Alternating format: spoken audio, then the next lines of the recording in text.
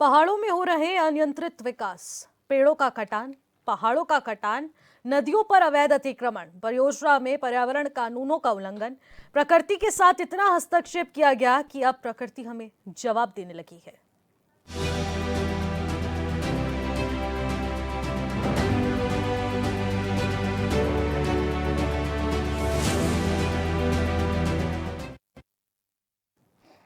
नमस्कार, आप देख रहे हैं क्वेश्चन आवर्स और मैं हूं आपके साथ निशि भाटिया।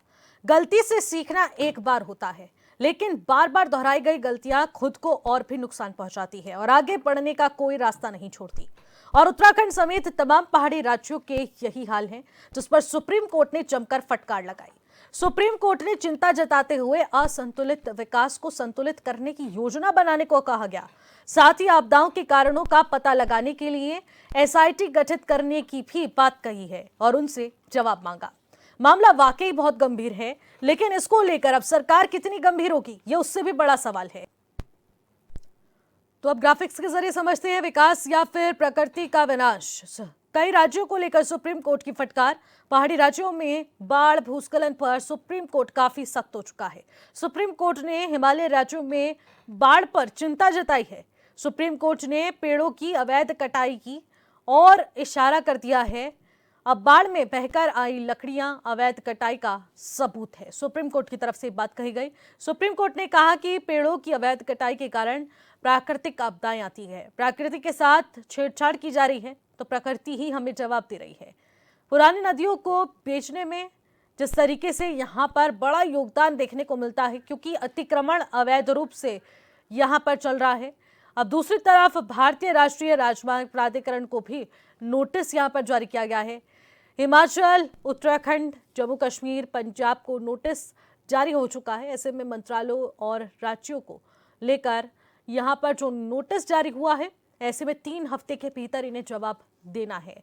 तो ऐसे में आप समझ सकते हैं कि वीडियो देखी और मीडिया रिपोर्ट्स के मुताबिक जो भी सामने आ पा रहा है, क्योंकि हिमाचल प्रदेश, उत्तराखंड और कई ऐसे बाढ़ग्रस्त राज्य हैं, हिमालय राज्य और साथ ही साथ पंजाब, किस तरीके की तस्वीरें वहां से सामने आ रही हैं। उत्तराखंड में भी जब थराली आपदा आई और उसके बाद तमाम आपदाओं का जब हमने सोशल मीडिया के जरिए वीडियोस देखे, तो उसमें देखने को मिला कि नदियों के बहाव के साथ लकड़ी के लट्ठे बहते हुए नजर आए।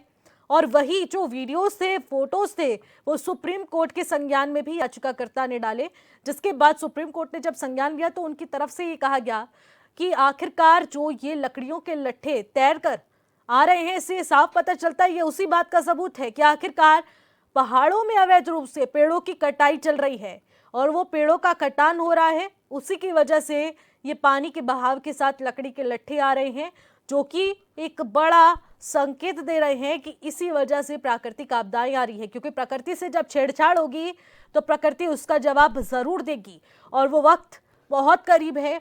और इसी को लेकर सुप्रीम कोर्ट भी काफी गंभीर हो चुका है। सुप्रीम कोर्ट ने यहाँ नाराजगी जताई, चिंता जताई और आगे की तमाम योजनाओं का जिक्र किया है।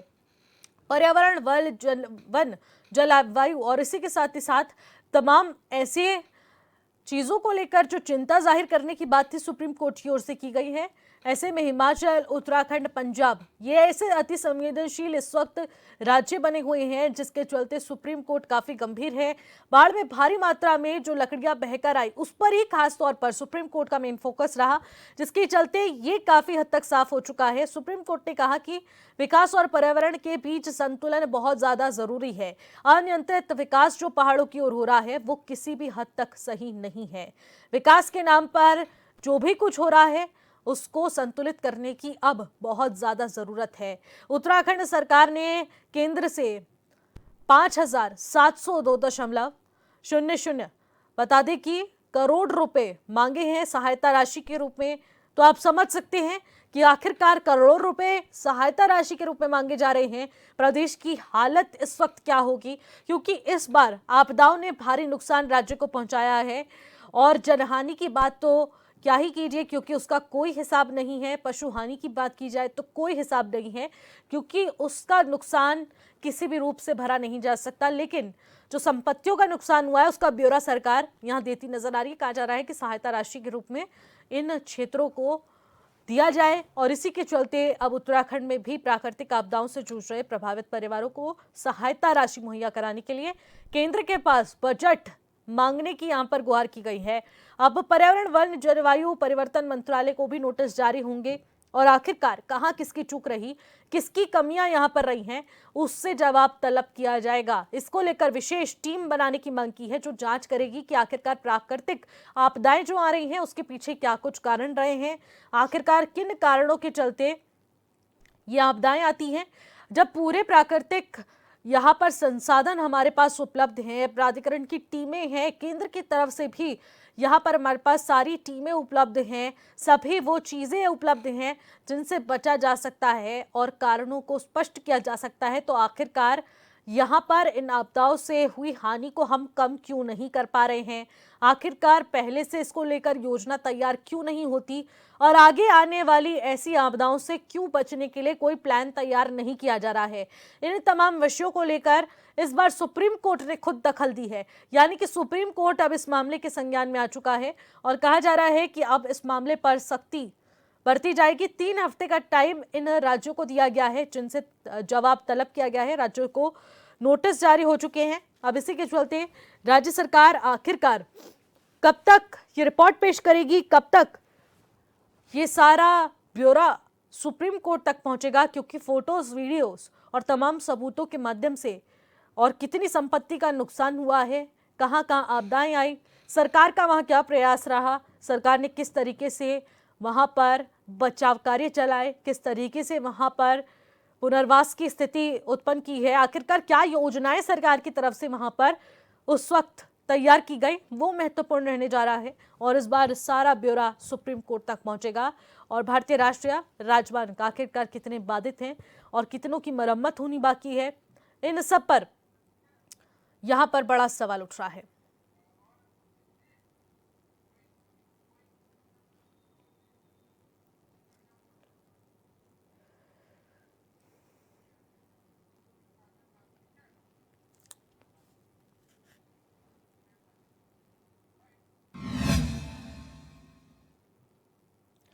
तो आज की चर्चा बेहद खास होने जा रही है और इन्हीं विषयों पर आज हम खास चर्चा करेंगे। हमारे साथ तमाम मेहमान भी जुड़ेंगे, लेकिन आज जो हमारे साथ खास मेहमान जुड़ रहे हैं उनसे आपकी मुलाकात करवा देती हूं।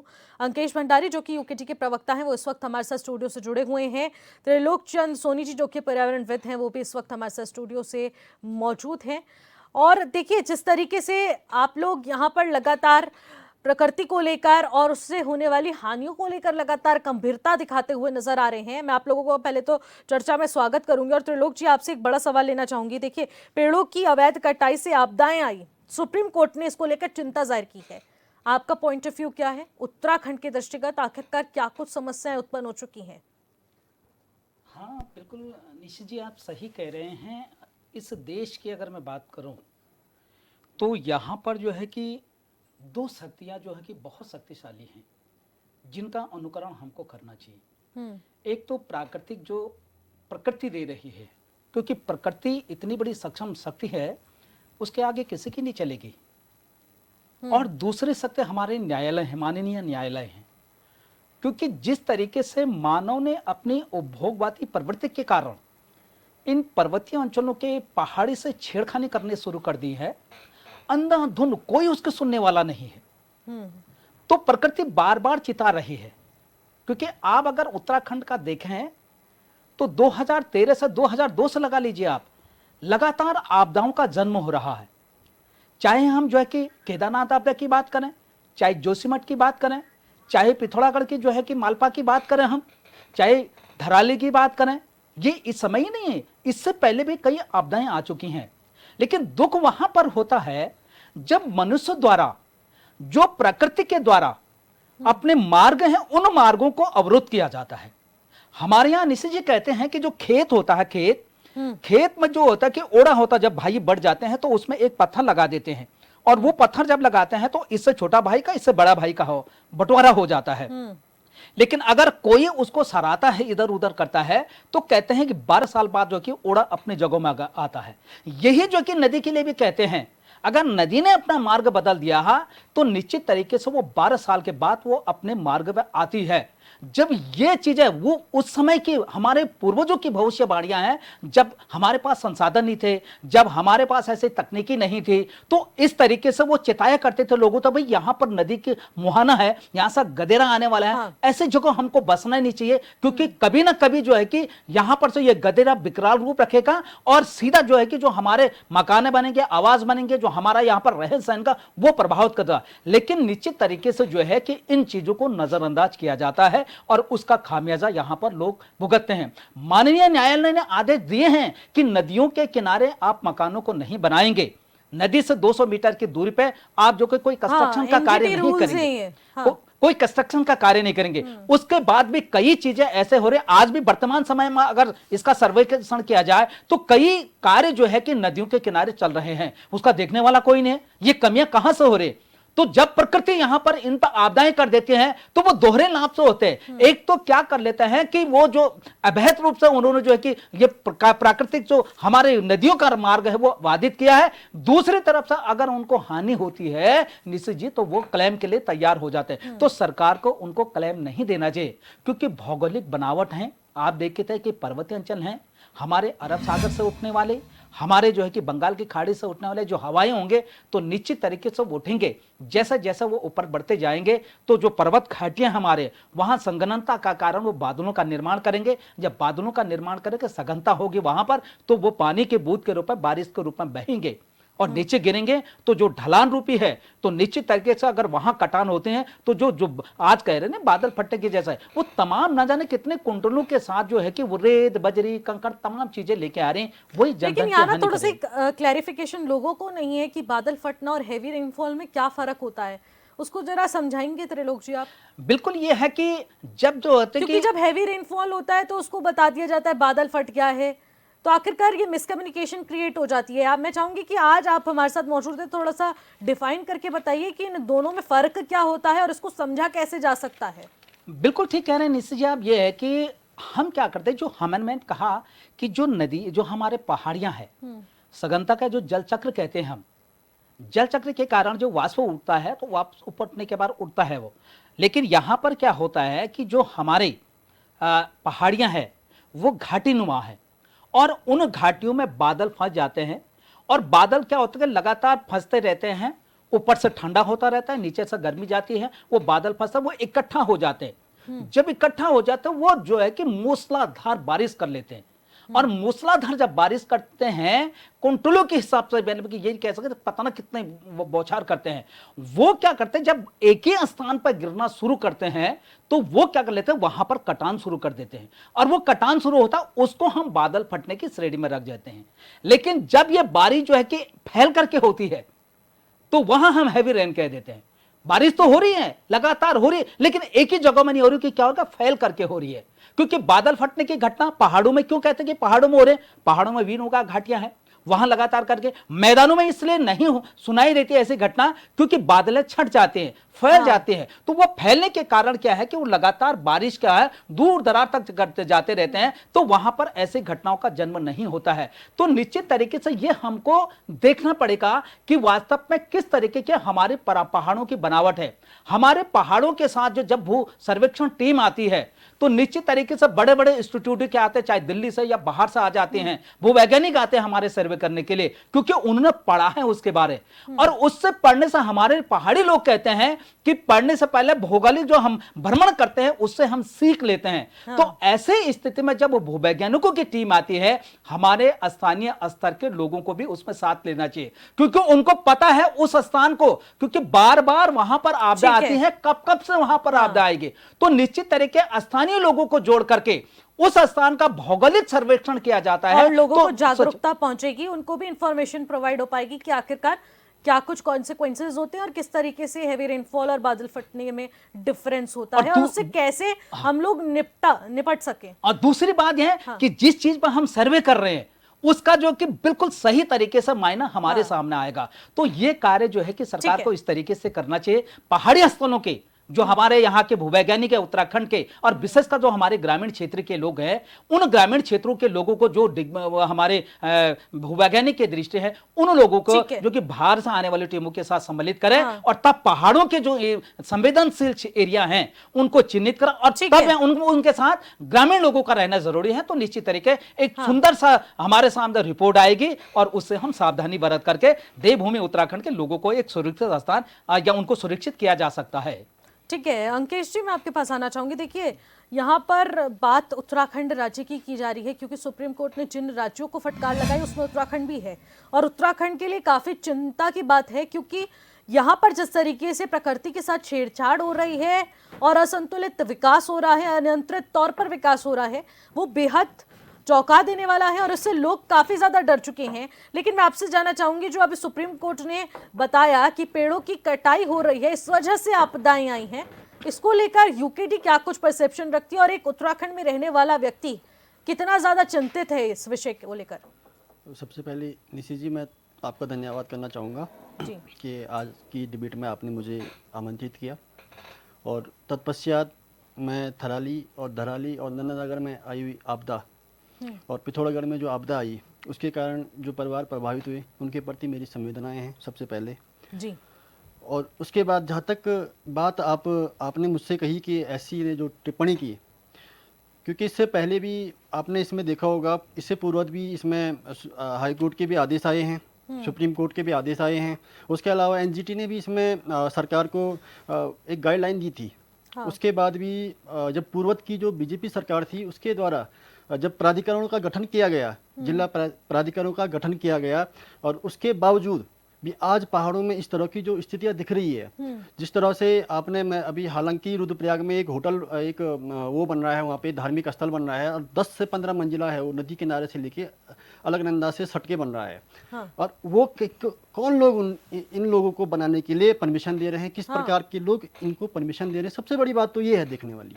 उसके बाद जहाँ तक बात आती है कि सरकार कर क्या रही है, यदि सरकार करने वाली होती तो वास्तविक रूप से इस प्रकार की जो आपदाएं आ रही है, ये मानव निर्मित आपदाएं आ रही है, ये आती नहीं। आज आप देखिए जोशीमठ में जिस तरह की जोशीमठ की जो परिस्थिति बनी हुई है, धराली हमारे सामने सबसे बड़ा उदाहरण धराली है। पूरा का पूरा बाजार, पूरा का पूरा मार्केट सारा खत्म हो चुका है। थराली देखिए आप, थराली की जो स्थिति बनी हुई है आज के समय में, और नंदानगर जो हमारे चमोली का एक नंदानगर ब्लॉक है, वहाँ पर भी स्थिति इतनी विकट बनी हुई है कि भूधसाव हो रहा है।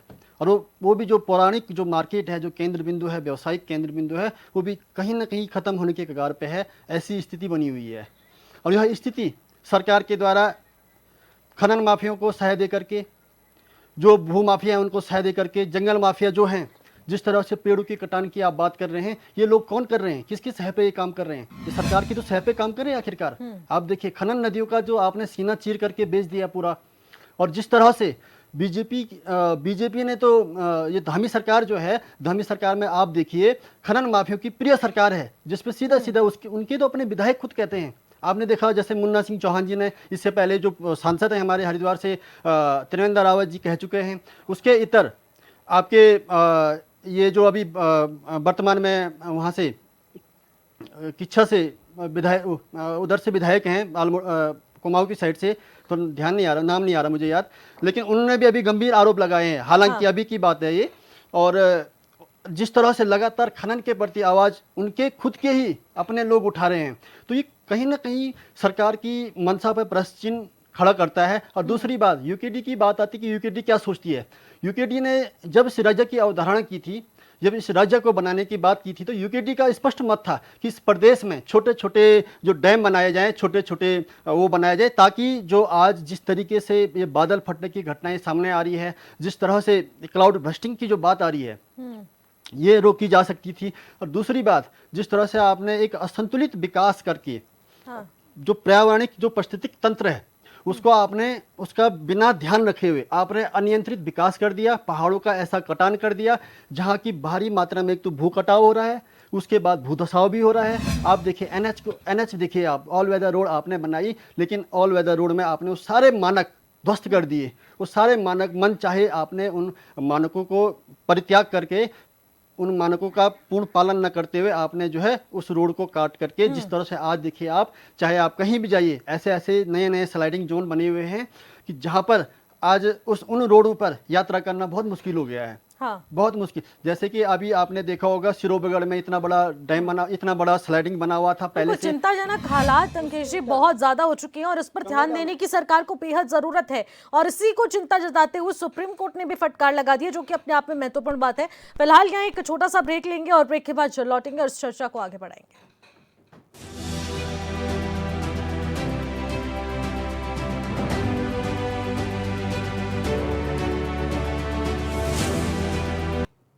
ब्रेक के बाद एक बार फिर से आपका स्वागत करते हैं। और विकास या फिर प्रकृति का विनाश, आज इस मुद्दे पर सुप्रीम कोर्ट ने भी सुना दी है फटकार, और आखिरकार प्रदेश सरकार के अभी भी कान खुले या नहीं? क्या अब असंतुलित विकास को लेकर कोई योजना तैयार की जाएगी, संतुलित उसे किया जाएगा? आज इसी पर चर्चा जारी रही और हमारे साथ त्रिलोक जी और अंकेश जी लगातार बने हुए थे, लेकिन तमाम मेहमान और भी हैं जो हमारे साथ आज पैनल में फिर से जुड़ चुके हैं। उनसे आपकी मुलाकात करवा देती हूँ। सत्यवीर सिंह चौहान जो कि भारतीय जनता पार्टी के प्रवक्ता हैं, वो हमारे साथ मौजूद हैं। प्रमोद कप्रवाण शास्त्री जो कि कांग्रेस के प्रवक्ता हैं, वो भी इस वक्त हमारे साथ वर्चुअली जुड़ चुके हैं। और राकेश कपूर जो कि भू वैज्ञानिक हैं, वो हमारे साथ सीधे वर्चुअली जुड़ चुके हैं। राकेश जी, मैं आपके पास आना चाहूंगी आप लोगों का स्वागत करते हुए। राकेश जी, आपसे जानना चाहूंगी, देखिए सुप्रीम कोर्ट ने चिंता जताई है उत्तराखंड की प्राकृतिक स्थिति को देखते हुए, क्योंकि लगातार आपदाएं साल दर साल बढ़ती जा रही हैं और इस बार चिंता करनी बहुत ज्यादा जरूरी भी है, क्योंकि उत्तरकाशी में किस तरीके का नुकसान हुआ है उसका खामियाजा शायद ही हम लोग कभी लगा पाएंगे।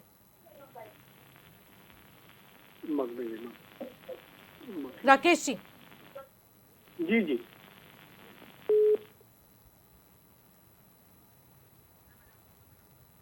ठीक है, तो राकेश जी के पास अभी हम आएंगे, लेकिन कुछ कनेक्टिविटी का इशू आ रहा है। लेकिन कप्रवाण जी, मैं आपके पास आना चाहूंगी। देखिए यहाँ पर आज बहुत चिंता जता दी है सुप्रीम कोर्ट ने, और चिंता का विषय भी है। इसको लेकर आप क्या कुछ कहना चाहेंगे? सुप्रीम कोर्ट कह रहा है कि पहाड़ों में पेड़ों की कटाई हो रही है, इसी वजह से आपदाएं आ रही हैं, और उत्तरकाशी का नुकसान तो हमने देख लिया, और वीडियोज जो आए, मीडिया रिपोर्ट्स जो आई, उससे भी अंदाजा लग चुका है कि आखिरकार क्या हो रहा है। देखिए, उन्नति एक जो अनियोजित जो विकास हम कर, जिसको हम विकास मान रहे हैं, ये कि हमारे विनाश का मुझे लगता है कि मेन कारण है। पहाड़ जो है आज जो है लगातार आपने देखा कि ब्लास्टिंग के माध्यम से, कभी ऑल वेदर रोड चौड़ीकरण के नाम पर, कभी रेलवे पे जो हमने सुरंगें पूरे पहाड़ों को छेदने का काम कर दिया, पूरे पहाड़ों को हिलाने का काम कर दिया, और अनियोजित तरीके से जो हमने वृक्षों का कटान किया। आप यही आप पहाड़ों के बजाय आप अपना देहरादून में देख लीजिए, देहरादून का जो वातावरण है वो देखिए आप, कुछ ही वर्षों में बहुत उसमें परिवर्तन आया है। क्योंकि सड़क चौड़ीकरण के नाम पर जिस तरह से जो है हजारों पेड़ों को काटने का काम किया जा रहा है, जिस तरह से जो है ऑल वेदर के नाम पर जो है पूरे पहाड़ों को हमने काट दिया, पूरे पहाड़ों को काट के हमने सड़कें चौड़ी कुछ समय के लिए दिखा तो दी, लेकिन हमारी जो सड़कें चौड़ी हुई हैं उससे हमारे जो पहाड़ हैं वो पूर्ण रूप से जो है वो बहुत कमजोर वो हुए हैं। और आप देखें कि जो हमारी ये ऋषिकेश कर्णप्रयाग की जो हमारी रेल लाइन है, अभी देखिए अभी रेल शुरू हुई नहीं, लेकिन तमाम सुरंगों के माध्यम से वो जा रही हैं। वो भी एक मुझे लगता है कि इस साल के आपदा को देख करके वो भी एक बड़ा रिस्क, इसका भी लगता है कि एक बड़ा रिस्क वो भी है। तो मैं आपसे यही कहना चाहता हूँ कि उत्तराखंड की जो धरती है, उत्तराखंड के जो सड़कें हैं, वो उसमें अगर हम बहुत ज्यादा छेड़छाड़ करेंगे, बहुत ज्यादा अगर उसको हम उसको हिलाने का काम करेंगे, तो ये जो आपदा इस समय आई है ये तो संकेत है। आने वाले समय में आप देखना, अभी जो है आप देखेंगे कि जो आपदा आई है इसको रिकवर करना ही बड़ी मुश्किल हो जाएगा। भाई हजारों करोड़ रुपए का जो है घर बह गए, पशु बह गए, मकान बह गए, घर बह गए, लोग तबाह हो गए। ऐसे टाइम पे आपदा आई जब जो है सेब की फसल क्षेत्रों में खड़ी है, वो देखिए आप उस किसान का देखिए, आप उस ग्रामीण का देखिए जिसने बड़ी चाव से जो है उसको ये सोच करके कि भाई उसका ऋण उतरने का काम करेगा सेब, और लेकिन आज जो है जिस तरह से मुझे लगता है कि प्रदेश के अंदर लगभग 300 सड़कें बंद पड़ी हुई हैं, और सेब की फसल का नुकसान, हाँ, विद्यालय छात्र छात्राओं का नुकसान, और इतने सैकड़ों लोग जो है अभी बहुत सारे लोग तो ऐसे हैं जिनका पता ही नहीं है, और बहुत सारे लोग काल के ग्रास में समा गए। और मुझे लगता है कि इस त्रासदी के लिए जो ये उत्तराखंड के अंदर और भी, जैसे हिमाचल है, उत्तराखंड है, जम्मू कश्मीर है, मुझे लगता है कि ये इसके लिए हम स्वयं जिम्मेदार हैं। अनियोजित विकास इसके लिए जिम्मेदार है। हाँ। हमने सड़कों का रास्ता, हमने जो है नदियों के रास्ते को रोकने का काम किया, नदियों के रास्ते पे हमने जो है झुग्गियां बसाने का काम किया। तो वो सब जो है, ये उसका रीजन ये मिला कि आने वाले समय में, देखिए मैं आपको बताना चाहता हूं कि नदियों के रास्ते को कोई रोक नहीं सकता। आप नदी जहां पर उसका स्थान होगा, जब उसको अपने स्थान पे आना होगा तो वो अवश्य आएगी, वो जरूर उस पे आ जाएगी। और फिर हम कहते हैं कि भाई जो है इतने लोग उससे जो है प्रभावित हो गए। तो आप रिस्पना पुल नदी को देख लीजिए, रिस्पना के नदी क्योंकि वहाँ अतिक्रमण हो जाता है ना। अतिक्रमण के नाम पर अतिक्रमण, हाँ। वो जो है मैं भाई उस पे जो है जितनी सरकारें जिम्मेदार हैं, उसमें हम सब लोग उतने ही जिम्मेदार हैं कि हाँ। भाई हम अपने लोगों को बसाने का काम कर रहे हैं बिल्कुल, बड़ी नदियों बात में है। क्षणिक लाभ के लिए। तो हाँ।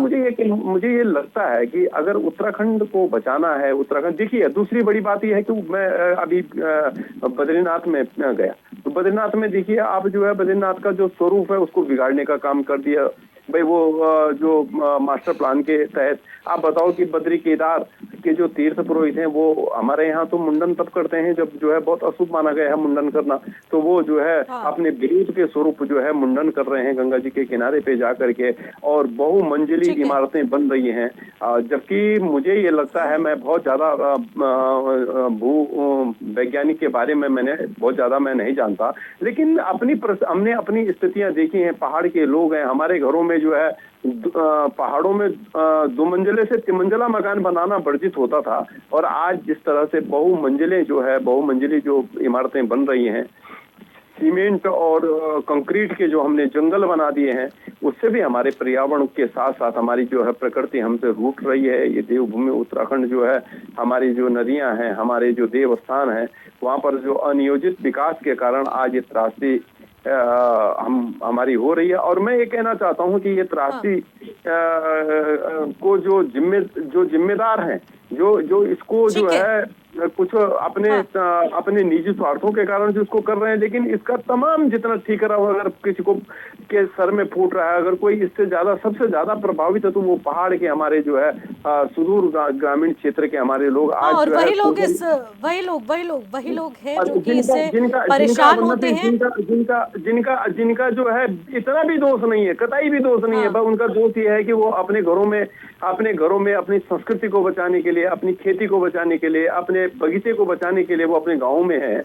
और वो आज जब इसको आज सोशल मीडिया हम देखते हैं, जब हम देखते हैं तो सचमुच में रोना आता है।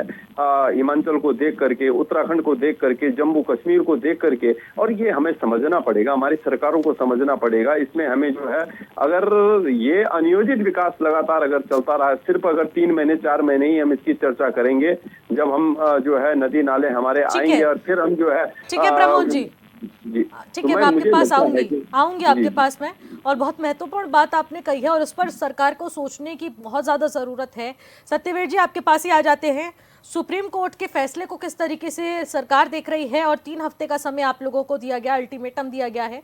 आखिरकार कैसे आप लोग वो सारी योजनाओं की जानकारी सुप्रीम कोर्ट तक पहुंचाएंगे, और आखिरकार क्या कुछ कारण स्पष्ट करने जा रहे हैं आप? मैं आपका नाम, एंकर जी का नाम जानना चाहूंगा। निशी भाटिया। निशी भाटिया जी, जहां अभी प्रदेश में जिस प्रकार की आपदा आई है, वास्तव में बहुत ही दुखद है कि जब 9 अगस्त 2025 को धराली में आपदा आती है, प्रदेश ही नहीं पूरा देश इससे झकझोर हो जाता है। इस प्रकार की भयावह आपदा आप देखते हैं।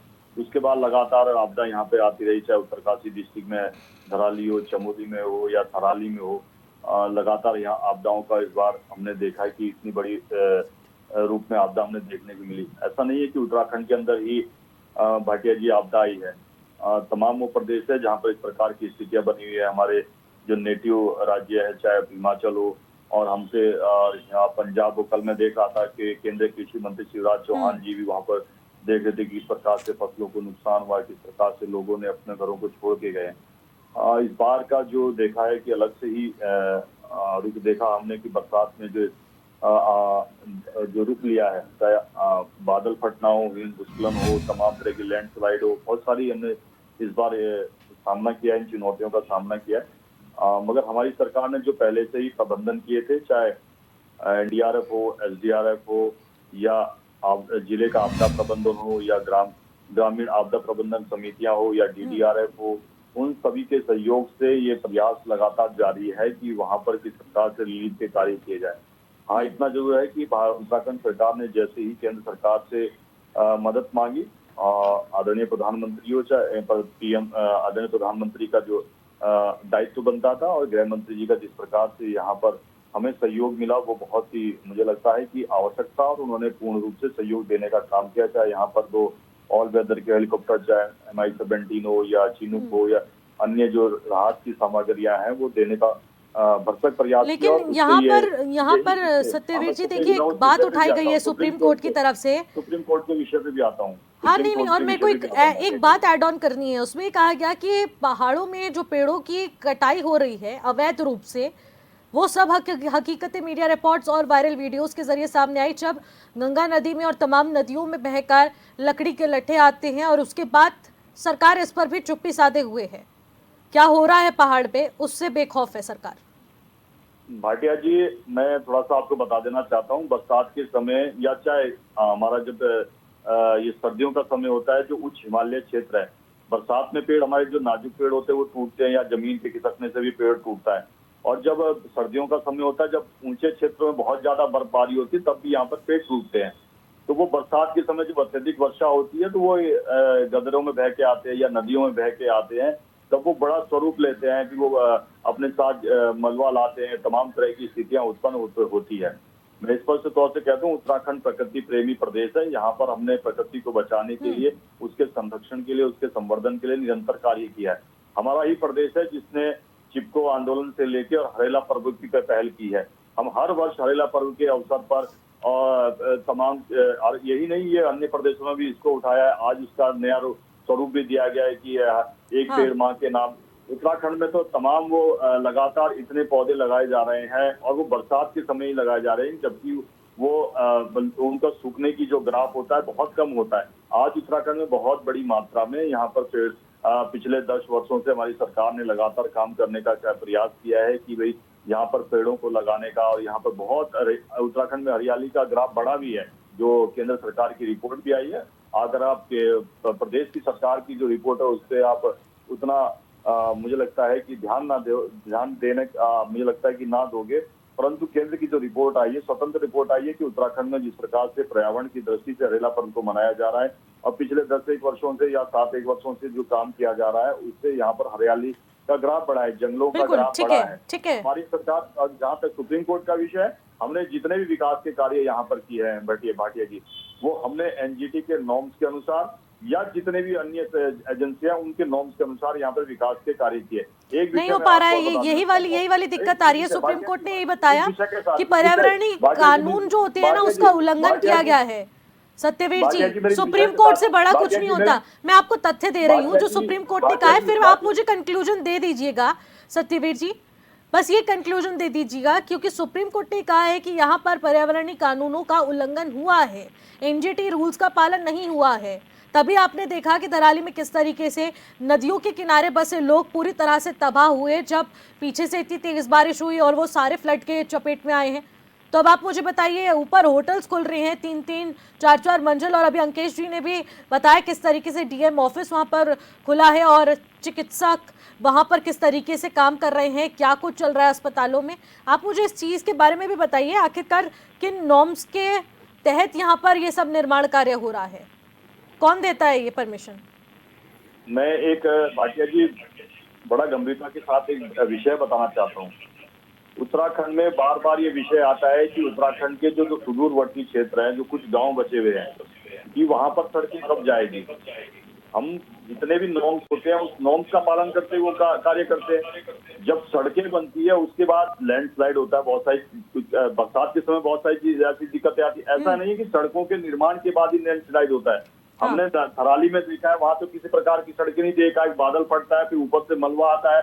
वहां तो कोई 10 मंजिला कोई होटल नहीं था, किसी प्रकार का कोई निर्माण नहीं था। ऐसा ही चमोली में, ऐसा ही पौड़ी में, ऐसा ही पाबो ब्लॉक में आता है, ऐसा कोई विषय नहीं था। वहां पर तो बादल फटता है, वहां गाँव को नुकसान होता है। वहां तो कोई ऐसा कोई होटल नहीं था, कोई ऐसा व्यवसाय नहीं था, या इस प्रकार का कोई गदेरा नहीं था, ना कोई ऐसा कोई एंक्रोचमेंट था कि कोई नदी के मुहाने पे ठीक है। जाके गांव बसा था। ये उत्तराखंड जो बहुत ही विषम परिस्थितियों का प्रदेश है, यहाँ पर अगर किसी ने मानकों के अनुरूप काम अगर निर्माण नहीं किया है, तो उस पे समय समय पर एजेंसियां जो उससे संबंधित एजेंसियां वो काम करती है। और कई बार उनके बड़े बड़े उनके जुर्म भी लगाए जाते हैं। ऐसा नहीं, हमारी एजेंसियां बहुत अच्छे तरीके से काम कर रही है। और जब इस प्रकार की विपदा आती है तो मुझे स्वतः ही वहां पर नुकसान होता है। हाँ, जो नुकसान हुआ है उसकी भरपाई के लिए हमने केंद्र सरकार को भी बोला है। केंद्र सरकार को हमारी सरकार ने पूरा आकलन करके, जो कांग्रेस 2-3 दिन पहले करी थी कि इनकी कोई रिपोर्ट नहीं बनी है, केंद्र सरकार से किसी प्रकार की मुआवजे की बात नहीं कर रही है। 507.1 करोड़ हमने वहां पे मुआवजे की बात करी है। और मुझे लगता है कि केंद्र सरकार ने जिस प्रकार से हिमाचल की पिछले वर्ष आपदा ठीक में है। सहायता करी थी, इस वर्ष हमको भी उसी प्रकार से सहायता मिलेगी। और केंद्र सरकार खास करके मैं बताना चाहता हूं कि जहां पर भी इस प्रकार की स्थितियां उत्पन्न हुई है, वहां का पूरा खाका तैयार करके, चाहे राज्यों ने भेजा हो या अपने स्तर पर कर रही है, वो मदद के लिए आगे आ रही है। हमारी सरकार ने भी पूरी गंभीरता के साथ एक ठीक है। एक व्यक्ति का, और यही नहीं, उत्तराखंड में पहली बार नीति बनती है कि 72 घंटे के अंदर उन परिवारों को जिनके परिवार में किसी प्रकार की दुर्घटना हो गई है, उन परिवार के सदस्यों को वापस तो नहीं ला जा सकता, मगर 72 घंटे के अंदर आदरणीय मुख्यमंत्री पुष्कर सिंह धामी का आदेश है कि उन घरों को 5-5 लाख रुपए देना है। ठीक और है, ये हुआ ठीक है, भी रुक है जाइए। और लगातार ये प्रयास जारी है। और हम चाहते हैं कि हाँ, इस प्रकार की ठीक है घटना कम से सत्यवीर कम जी। उत्तराखंड के अंदर देखने को मिले।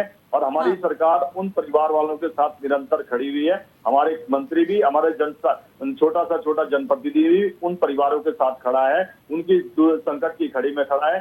स्वयंसेवी संगठन खड़े हैं। हमारा राष्ट्रीय स्वयंसेवक संगठन जब भी आपदा आती है तो सबसे पहले आगे दिखाई देता है। वहां पर किसी भी प्रकार के कार्य हो, चाहे भोजन की व्यवस्था करनी हो, राशन ठीक है पहुंचाना हो, सत्यवीर या जी, स्वास्थ्य समझ संबंधी गई व्यवस्था मैं हो, समझ या गई। किसी ठीक है, व्यक्ति को आपदा क्षेत्र से सुरक्षित क्षेत्र में लाना हो, हम ठीक है लगातार सत्यवीर कार्य जी। कर रहे हैं। और स्वयंसेवक संगठनों का बिल्कुल यही धन्यवाद सारी करते हैं कि चीजें उस रिपोर्ट सरकार- में जाएंगी जो 3 हफ्ते का टाइम आप लोगों को दिया गया ना। ये सारी रिपोर्ट्स फिर सुप्रीम कोर्ट के पास जाएंगे और सुप्रीम कोर्ट इसको लेकर कितना संतुष्ट रहेगा वो भी महत्वपूर्ण बात रहेगी। राकेश जी, आपके पास आना चाहूंगी। मुझे जरा बताइएगा आप कि आखिरकार जो इस वक्त उत्तराखंड की परिस्थिति बनी हुई है, कहा जा रहा है कि विकास हो रहा है यहाँ पर। सत्यवीर जी ने भी बताया कि किस तरीके से सभी मानकों का पालन करके विकास कार्यों को किया जा रहा है, रोड्स बन रही है, इंफ्रास्ट्रक्चर बन रहा है।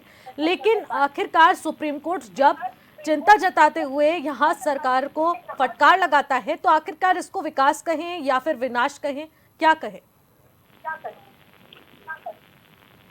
अभी आप मुझे लिंक दीजिए, मेरा वो बैक स्टेज पे है।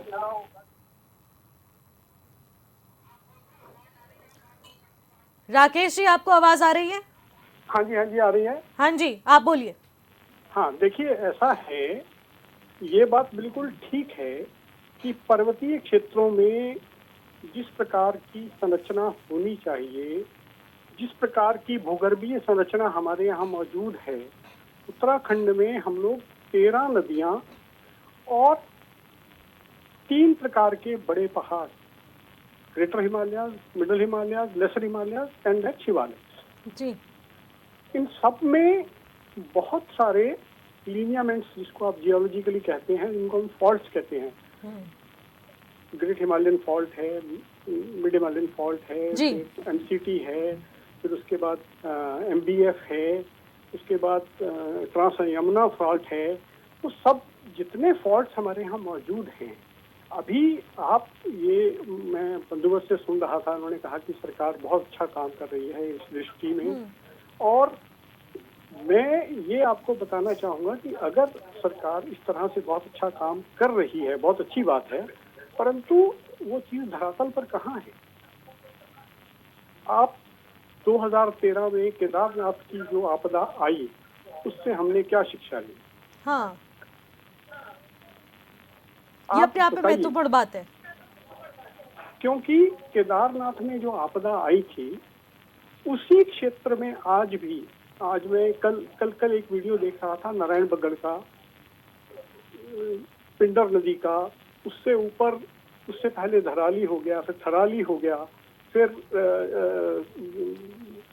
जानकी चट्टी हो गया, उसके बाद यमुना लिंक में हमारे पास आ गया, उसके बाद नीचे हम लोग ऋषिकेश तक पहुंच गए हैं, कर्णप्रयाग, देवप्रयाग, कहाँ कहाँ जमीन नहीं खिसक रही है। जोशीमठ का जो हाल ठीक है। है, आप देखिए इसका मूल जो कारण है, अगर आप जिस ऑल वेदर 4 लेन की हम बात करते हैं, अगर आप उसको देखेंगे तो उसके लिए पर्यावरण प्रभाव समिति बनती है, जिसको कहते हैं हम EIA, environmental impact assessment committee जो बनती है, गवर्नमेंट ऑफ इंडिया उसको तय करती है, ministry of environment and forest. उसको सरकमवेंट करने के लिए आपने क्या किया, आपने 100 किलोमीटर के छोटे 11 पैचेस में उसको बांट दिया, ताकि हर पैच में आप उससे मुक्त हो जाए। पर्यावरण प्रभाव के आकलन से मुक्त होने के लिए आपने उसको एक ही परियोजना को 11 परियोजनाओं में बांट दिया। क्योंकि अगर वो एक परियोजना होती जैसा कि DPR में बना था, तो एक ही परियोजना 4 लेन ऑल वेदर 4 धाम यात्रा रूट जो है। अब हमारे लिए सवाल बहुत इम्पोर्टेंट है। सवाल इम्पोर्टेंट ये है, एक चीज होती है इच्छा, एक चीज होती है आवश्यकता। There is want, there is will, there is necessity. जी हमको क्या पहाड़ों पर 4 लेन हाईवे चाहिए? हाँ, वही ना, आवश्यकता अनुसार विकास होना चाहिए जिससे विनाश ना हो पहाड़ों का। दूसरी बात, आप बंधुवर ने अभी बात की कि धराली में जो हुआ, वो आपने IMD की रिपोर्ट पढ़ी? IMD ने साफ कहा कि हाँ। उस क्षेत्र में कोई बादल फटने की घटना नहीं हुई, क्योंकि बादल फटने की घटना के लिए आपको 1 घंटे के भीतर 300 स्क्वायर मीटर एरिया में 100 mm से ज्यादा बारिश होनी चाहिए, जो वहां पे रिकॉर्ड नहीं हुई। अब सवाल ये है कि जो धराली गांव या बाजार जो डिस्ट्रॉय हुआ ऋषिघाट से, ऋषिगंगा जिसको हम लोग कह रहे हैं, खीरगंगा से जो वो हुआ, वो आपने पुराना गांव देखा धराली का? पुराना गांव आज भी वहीं मौजूद है। आपने क्या किया, एक नदी जो है, जैसे अभी हम लोग जानते हैं कि नदी कभी भी अपना स्थान नहीं छोड़ती, वो पेरिनियल है, वो कभी ना कभी अपना रूप लेती ही। दूसरा, आपने क्या किया, रिवर बेड जो होता है, रिवर बेड में हमेशा क्या होता है, जब भी बरसात आती है, जब बारिश होगी, ज्यादा पानी आएगा तो उसमें उसके साथ कुछ डिपॉजिट आएगा। जैसे ही नदी पहाड़ से तलहटी की तरफ उतरती है, उसका वेग कम हो जाता है, तो वो मटेरियल जो है लीन सीजन में, गर्मियों में या सर्दियों में, वो वहाँ जमा हो जाता है। धीरे धीरे वो जमा होने के बाद एक मोटी परत बन जाती है। उस परत को हम बोलते हैं एलुवियल फैन। आपका जो धराली बाजार था वो एलुवियल फैन पर बसा हुआ है। अब वो कंसोलिडेटेड नहीं था, उसकी स्ट्रेंथ उतनी नहीं थी। जो बिल्डिंग्स वहां पर बनाई गई, मैं अभी ठीक है कपूर जी माफी चाहूंगी, देखिए समय कम है, इस चर्चा को यहीं पर रोकना पड़ेगा। बहुत बहुत शुक्रिया आप लोग हमारे साथ जुड़े और तमाम बातचीत की। तो जिस तरीके से आज की चर्चा बेहद खास रही, लेकिन कुछ टेक्निकल खामियों के चलते यहाँ पर अच्छे से संवाद नहीं हो पाया। लेकिन सबसे महत्वपूर्ण बात यहाँ पर ये निकलकर सामने आती है कि आखिरकार पर्यावरण को लेकर सरकार कितनी ज्यादा संतुष्ट यहाँ पर है। आखिरकार जो विकास हो रहा है, कहीं वो विनाश तो नहीं हो रहा है। आखिरकार फ्यूचर कॉन्सिक्वेंसेस क्या कुछ रहने वाले हैं, इसको लेकर सरकार के पास क्या बेहतर योजना रहेगी और सरकार इस पर कितनी तीव्रता के साथ कार्रवाई करेगी। लेकिन 3 हफ्तों का समय अभी भी बाकी है जो सुप्रीम कोर्ट को रिपोर्ट तलब करनी है। क्या कुछ रहेगा, इसकी अपडेट HNN 24/7 में आपको उपलब्ध हो जाएगी। फिलहाल मुझे दीजिए इजाजत, तब तक के लिए नमस्कार।